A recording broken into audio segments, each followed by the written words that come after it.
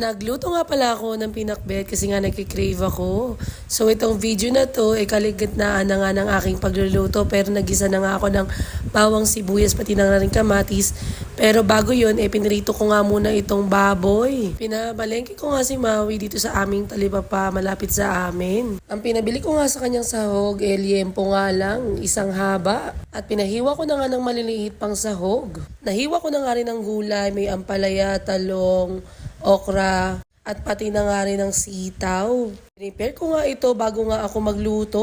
Ito nga si Boss Atong Mau naghihintay na nga lang at gutom na nga siya. Gusto niya daw kumain ng gulay kaya naman sabi magpinakbit na nga lang kami. Nakapagsaing na nga siya rito bago pa siya mamalengke. Naiinis nga ako dahil 1 week na nga kaming walang internet kaya paano ako makaka-work. Buti na lang meron akong laptop na backup para sa aking work. Naki-hotspot na nga lang ako kay Maui para makapag-work pa rin ako. Pagkagisa ko nga sa sibuyas bawang pati na nga kamatis at baboy nilagay ko na nga dyan yung kalabasa pati na nga rin yung okra na makunat. Alam kong paluto na, nilagay ko na nga lahat ng gulay. Hinugasan ko nga itong ampalaya dahil nga binabad ko yan sa konting asin para mawala konti ang pait. Pero bago ko nga siya ilagay doon sa aking niluluto, hinugasan ko nga ulit dahil nilagyan ko nga ito ng asin. Nilagay ko na nga lahat ng gulay dyan at inalo-halo ko na nga.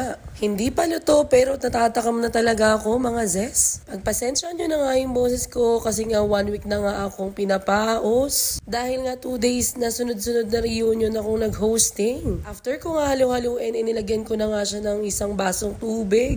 Para madali na rin maluto itong gulay. Pati ba kayo natatakam na kasi ako habang inahalo-halo ko natatakam na nga ako.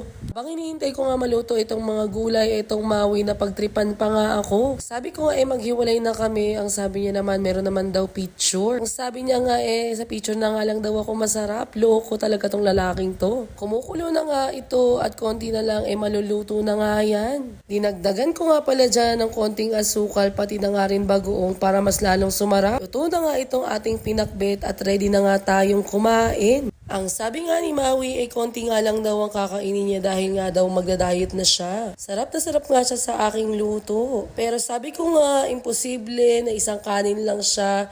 Pero ayan nakita niyo naman sumandok na naman si kuya. Dahil marami nga siyang nakain, siya na naman ang naglinis ng kusina, pati na nga rin naghugas ng pinggan.